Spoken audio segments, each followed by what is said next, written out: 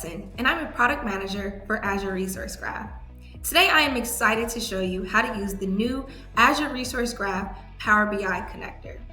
With the new Azure Resource Graph Power BI connector, you can now transform your Azure Resource Graph queries into stunning visualizations in Power BI.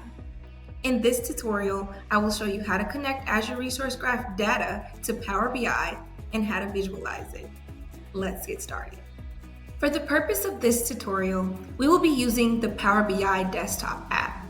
Once you have the Power BI desktop app open, you'll want to go to the Home tab and click the Get Data button right below. And then give a second for the Get Data pane to load. Once the Get Data pane loads, you will type in Azure Resource Graph in the search box, and you should see the data connector show up on the right side. Once you see the data connector, click Azure Resource Graph and then click the Connect button at the bottom of the pane. And then you're going to give it a second to load. Now you see the Azure Resource Graph dialog box. The first box that you'll see here is the query box. For the purposes of this tutorial, we will be using a query that will return to us the top 10 resource counts by resource type. A thing to note, if you copy and paste a query from someplace else, ensure that it has no comments or the query will not execute. A couple of other things to note here is that you can filter this query by scope.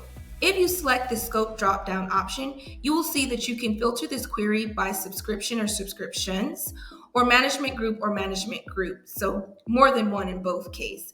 If you do not select any of these, the query will execute on the tenant level by default, even if you do not select the tenant scope option below. If you select to filter by either subscriptions or management groups, you will be required to put the IDs in the fields below. If you do not, the query will not execute.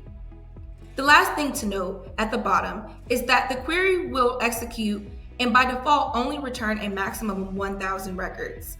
At the advanced option down here below that says results truncated, if you would like to receive more than 1,000 records returned, then select false. Otherwise, select true, or by default, it will return a maximum of 1,000 records. Now that we have everything properly filled out here, we're going to go ahead and select OK. And we're going to give it a second to load. The next thing you will see are your results. So as you can see the query at the top title and then the table that has been returned. We're going to go ahead and select load at the bottom. And now we're going to give it a second to load the data into Power BI. As you can see, the query is evaluating, it's creating the connection, and now it's loading the data. Depending on the size of your results, please expect longer wait times for bigger results. In this case, it shouldn't take too long. As you can see, we have the 10 rows fully loaded now, and now we can get into creating a visualization with the Azure Resource Graph data that you've just loaded into Power BI. You will see the query show up on the far right pane. Right here, as you can see, query 1, that's what we've just loaded. And the first thing that we're going to do is edit the query and just ensure that the different columns that we have are the appropriate data types before we create a visualization.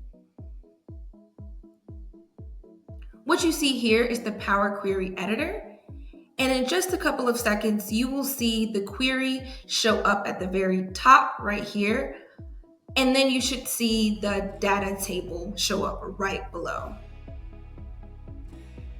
So the first thing that we'll do is go ahead and click this resource count column, go over to the Home tab and click Data Type and click Decimal Number. And this will just ensure that when we put the data into a visualization, that it is showing up as a numerical value and not a string value. And we're just going to give that a second to update. And as you can see right here where it originally had ABC123 now says 1.2. So we can ensure that that is our updated data type. And then we'll click Close and Apply.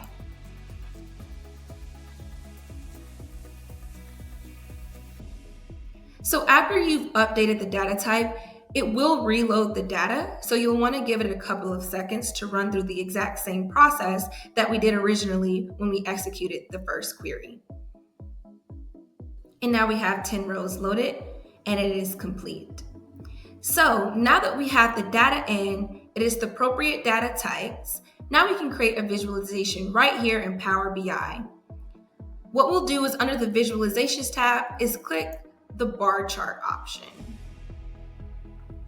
As you can see, it showed up right here on the left side. So we'll go ahead and make that a little bit bigger so we can see our results. Then you'll go over to your data pane here and you will click the arrow to see the drop down of your different types. And then we're going to just simply take the different types and drag them down to the appropriate axis. So for resource type, we're going to drag it to the y-axis. And then for resource count, we're going to go ahead and drag that to the x-axis. And then you're going to give it a second and it'll load right here on the left side so that you can see your results in a bar chart form. And there you have it. So to increase readability just a little bit more, we're going to go to Format Visual underneath the Visualizations tab, and we're going to turn on the data labels. So now you can actually see for your different resource types here on the left side, how many resources you have. And there you have it.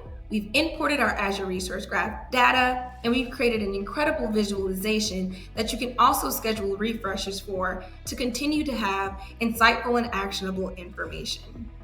So as you can see, I've imported a lot more queries into the Power BI dashboard from Azure Resource Graph and created a more comprehensive dashboard that includes things from resource count information to virtual machine and app service information.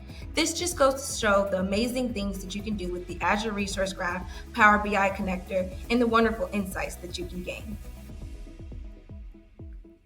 Thank you for listening.